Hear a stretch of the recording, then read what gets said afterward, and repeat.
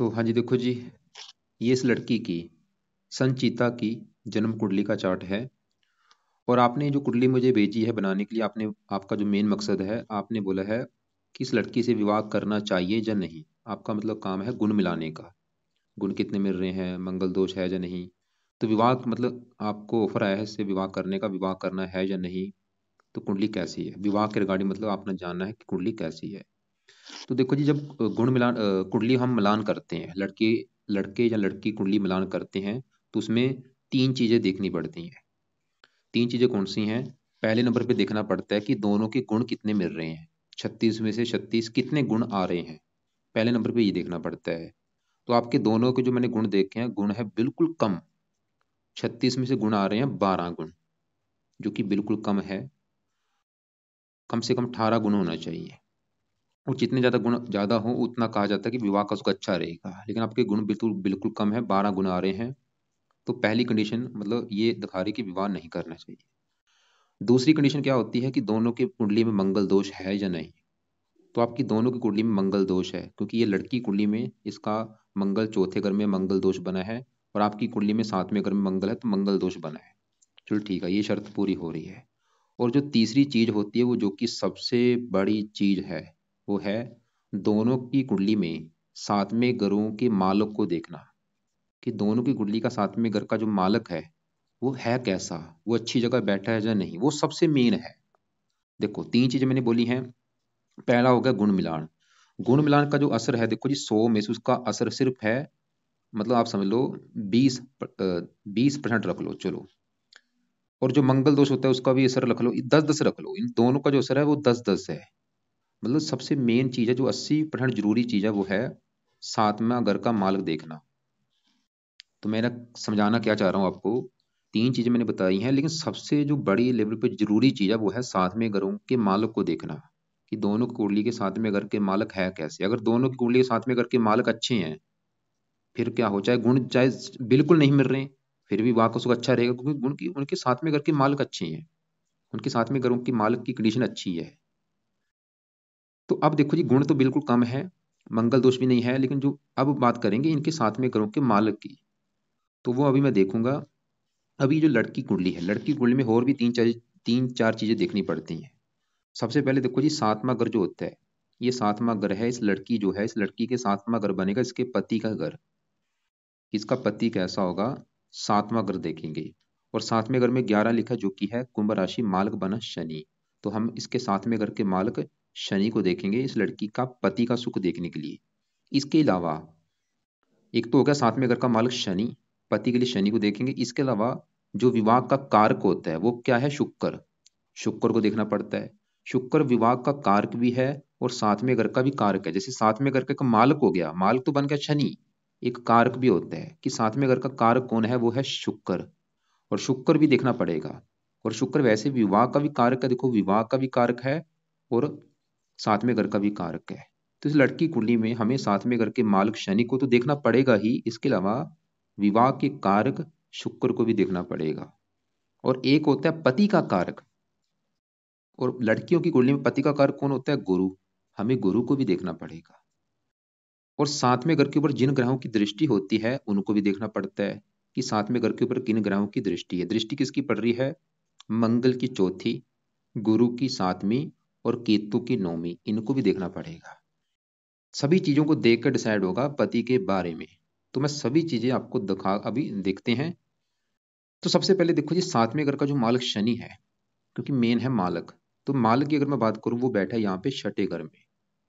और छठा घर कुंडली का अच्छा घर नहीं होता। ये सातवें घर को पहला घर माने, एक दो ऐसे करके अपने घर से 12वें घर में बैठा है। मतलब शनि सातवें घर से बैठा है 12वें घर में, अपने घर का व्यय कर देगा। मतलब शनि छठे घर में बैठा है, ये एक अच्छी कंडीशन नहीं होती। जब भी सातवें घर का मालिक छठे, 8वें, 12वें घर में होता है, ऐसे लोगों को विवाह संबंधी दिक्कतें आती हैं। तो अब देखो जी, नतीजा क्या निकला कि शनि इसका तो भाई छठे घर में चला गया। लेकिन अच्छी बात क्या है कि शनि जहाँ छठे घर में बैठा है, वो छठा घर भी शनि का अपना ही घर है।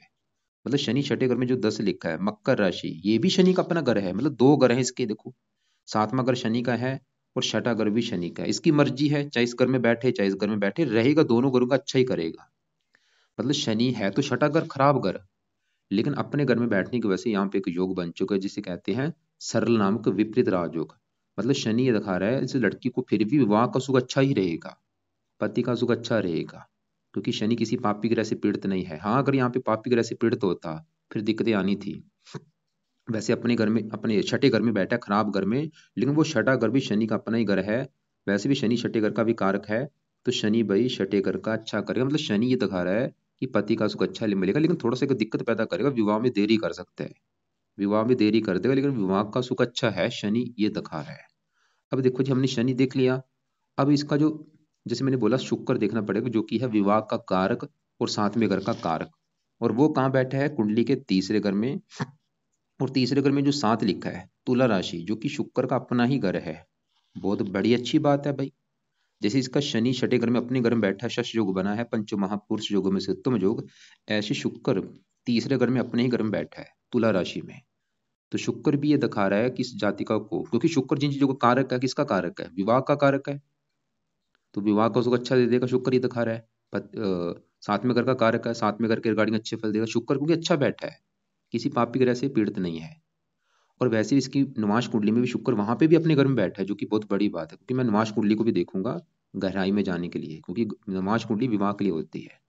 तो शुक्र देखा, वो नवाश कुंडली में भी अपने घर में है, और ये लगन कुंडली में भी अपने घर में बैठा है भाई। अच्छी बात हो चुकी है। अब देखो जी, क्योंकि मैंने क्या बोला था, कम से कम 4-5 ग्रह देखने पड़ेंगे। हमने शनि देख लिया, वो अच्छा है, अपने घर में बैठा है। शुक्र देखा, विवाह का कारक वो अच्छा है। अब बात करते हैं गुरु ग्रह की। और गुरु कैसा है?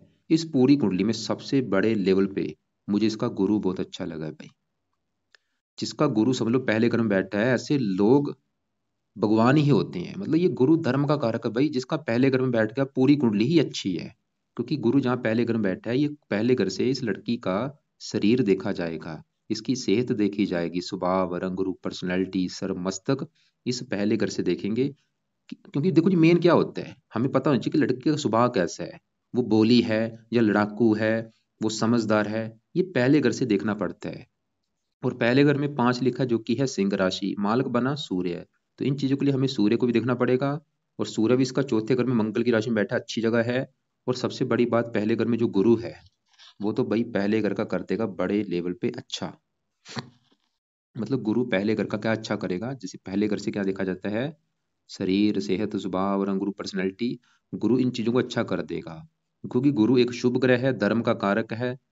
गुरु ही दिखा रहा है ये लड़की बहुत ज्यादा समझदार होगी, बहुत ज्यादा धार्मिक होगी, परोपकारी होगी, भगवान पर बहुत ज्यादा विश्वास होगा, दयालु होगी, परोपकारी होगी, दानी होगी, विद्वान होगी, क्योंकि गुरु है ज्ञान का कारक, ज्ञानवान होगी, अच्छी बुरी बात की पहचान रखने वाली होगी, स्वभाव बहुत अच्छा होगा, क्योंकि गुरु एक शुभ ग्रह है, बोलचाल अच्छी होगी, वाणी अच्छी होगी। और गुरु जिस घर का मालक है, 8वें घर का है मालक, 8वें घर से उम्र देखी जाती है, उम्र इसकी लंबी कर देगा, गुप्त विद्या की जानकार भी होगी, मतलब धार्मिक होते हैं ऐसे लोग। और गुरु इस 5वें घर का भी मालक है, जहाँ पे ये 9 लिखा है। 5वां घर पढ़ाई, संतान, बुद्धि, यहाँ से अपने घर को देख भी रहा है, संतान के लिए अच्छा है, पढ़ाई के लिए अच्छा है। वैसे यहाँ पे जो राहु है, ये मुझे अच्छा नहीं लगा, उसकी मैं बाद में बात करता हूँ। अभी फिलहाल गुरु की बात हो रही, गुरु अपने घर को देखेगा, पढ़ाई के लिए अच्छा है, संतान के लिए अच्छा है, बुद्धि के लिए अच्छा है। 9वें घर को देखा, मित्र राशि, भाग्य के लिए अच्छा है। मतलब गुरु भाई हजारों अच्छे फल इस जातकों को देगा। और गुरु 7वें घर को देख रहा है, पति के लिए अच्छा है भाई। गुरु की दृष्टि बहुत अच्छी है, वो 7वें घर के वो दृष्टि पड़ रही है, सब 7वें घर का अच्छा कर देगा, पति का सुख अच्छा दे देगा, क्योंकि पति का कारक भी है, संतान का भी कारक। क्योंकि गुरु, देखो जी क्यों मैं बोल रहा हूँ, अगर गुरु अच्छा है, पूरी कुंडली अच्छी, कारण क्योंकि गुरु कुंडली में 5 घरों का कारक होता है। ये दूसरे घर का कारक है, संतान का कारक है, 9वें घर का कारक है, 10वें घर का कारक है, 11वें। गुरु अच्छा है, कुंडली अच्छी है।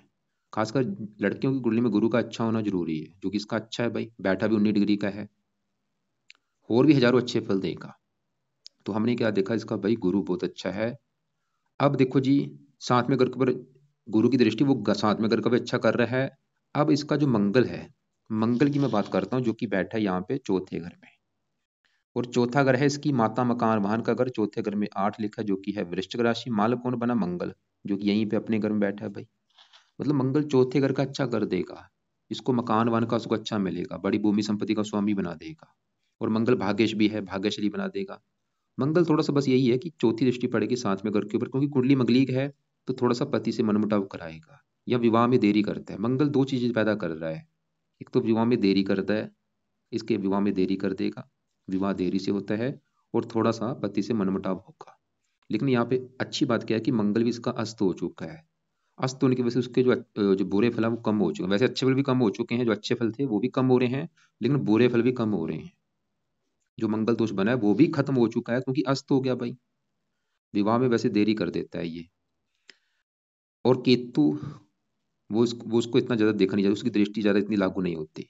अब देखो जी, हमने सभी ग्रहों को देख लिया। शनि जो कि अपने घर में बैठा है, शश योग बना है, वो अच्छा है विवाह के लिए, विवाह में थोड़ा सा देरी का कारण बनेगा। गुरु पति का कारक बड़े लेवल पे अच्छा है। शुक्र विवाह का कारक अपने घर में बैठा है, वो भी अच्छा है। मंगल भी अपने घर में है, जो मंगल दोष बनेगा वो इतना ज्यादा नहीं बनेगा, थोड़ा सा विवाह में देरी करेगा। तो मतलब इसकी अगर कुंडली का मैं निचोड़ निकालूं इसको, भाई विवाह का सुख अच्छा रहेगा, बस थोड़ा सा विवाह में देरी होगी, क्योंकि समझदार लड़की बोझरा होगी गुरु की वजह से। गुरु लगन में बैठा है, बोझरा इसकी पर्सनैलिटी अच्छी कर देगा, ज्ञानी होगी, समझदार होगी। और अब देखो जी, इसके जो ग्रह मुझे खराब लगे हैं, कौन से लगे हैं? दो ग्रह खराब लगे हैं, एक तो राहु, दूसरा केतु। ये जो राहु है, ये यहाँ पे बैठा है 5वें घर में, ये यहाँ पे जो 9 लिखा है धनु राशि में नीच का बैठा है। गौर से मेरी बात समझो, 5वां घर है इस जातिका की संतान का घर, कि इस जातिका की जो संतान है वो कैसी होगी, 5वां घर देखेंगे। इसकी बुद्धि कैसी होगी, 5वां घर देखेंगे। पढ़ी लिखी कितनी होगी, 5वां घर देखेंगे। और इसके लिए हमें 5वें घर में क्या लिखा है, 9, जो कि है धनु राशि। मालक कौन बना, गुरु। तो इन चीजों के लिए हमें गुरु को भी देखना पड़ेगा, जो कि अभी हम देख चुके हैं, वो अपने घर को देख रहा है। वो तो ये दिखा रहा है कि भाई संतान का उसको अच्छा मिलेगा, पढ़ी लिखी बहुत ज्यादा होगी, बुद्धिमान होगी।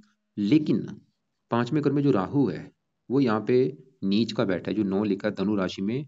मतलब राहु इस घर का थोड़ा सा नुकसान कर देगा। जैसे कि 5वां घर संतान का है, ये संतान संबंधी कोई चिंता पैदा इसको कर देगा। जैसे कि ये कई बार गर्भपात कराता है, गर्भपात होता है, या संतान देरी से होती है, या संतान कन्या ज्यादा पैदा कर देता है, पुत्र कम होता है। मतलब संतान के लिए अच्छा नहीं है। लेकिन राहु के जो बुरे फल इतने हैं, वो उस बुरे फलों में भी कमी आ रही है, क्योंकि इसी घर के मालिक गुरु इस घर को देख रहा है। इसकी वजह से राहु के जो बुरे फल हैं उसमें कमी आ जाएगी। मतलब अभी जो बुरे फल मैंने बताए वो बुरे फलों में भी कमी आ रही है गुरु की दृष्टि पड़ने की वजह से, लेकिन फिर भी थोड़ा सा असर तो देगा ही। मतलब जैसे गर्भपात होना, इसका गर्भपात करा सकता है, या संतान में थोड़ी सी देरी होना, या कोई ना कोई दिक्कतें थोड़ी बहुत देगा। लेकिन अगर राहु के उपाय किए जाएं, ये दिक्कतें भी दूर हो जाएंगी। तो क्या उपाय है? ये लड़की, राहु का दान पहले नंबर पे उपाय है कि इसका दान जरूर करना है, ज्यादा से ज्यादा करना है। राहु कवच का पाठ, स्रोत का पाठ पढ़ना है रात के समय। और जब ये संतान लेगी, उस समय राहु के 18 या रेगुलर मंत्र पूरे कर लेने हैं, ताकि ये दिक्कत इसको ना आए। इसके अलावा थोड़ा सा केतु 11वें घर में नीच का है, वो थोड़ा सा आमदन संबंधी दिक्कतें पैदा करता है। बाकी चंद्रमा भी यहाँ पे अच्छा है। सूर्य देखो जी अच्छा है, लग्नेश है, 10वें घर को देख रहा है, काम काज के लिए अच्छा है, सरकारी नौकरी को भी योग बनाता है। बुध अच्छा है वो भी। मतलब मेरे हिसाब से कुंडली बहुत अच्छी है। बस जो नेगेटिव चीज है बस वो राहु है, जो थोड़ा सा संतान में दिक्कतें, पढ़ाई में भी दिक्कतें पैदा करता है। और एक और नेगेटिव बात क्या है कि इसके ऊपर अभी दशा भी राहु की चली हुई है, जो अभी 1 साल की पड़ी है। तो राहु के उपाय इसके लिए बहुत जरूरी है, दान किया करे, कवच का स्रोत का पाठ पढ़े जब तक ये दशा है। और बाकी अब देखो जी, मान लो आपका जो सवाल है कि इससे विवाह करना है या नहीं, मैं तो बोलूंगा देखो जी विवाह कर लो, कुंडली मुझे तो अच्छी लगी है। ठीक है, गुण मिलाना वो बड़ी बात नहीं होती, विवाह कर लो। लेकिन फिर भी इससे जो उपाय आपने करवाने हैं, क्या उपाय कराने हैं? एक तो आप जब तक ये शनि की दशा है स्थायी तक, शनि चालीसा का इसको आप पाठ पढ़ने के लिए बोल सकते हैं कि शनि चालीसा का पाठ पढ़ लिया करे रात के समय। और शनि मंदिर आप इसको माथा टेकने के लिए लेके जा सकते हैं हर शनिवार को। दूसरा काम, राहु की दशा भी 1 साल की पड़ी है, तो राहु का दान आपने इससे करवाना है, रोजाना कराओ।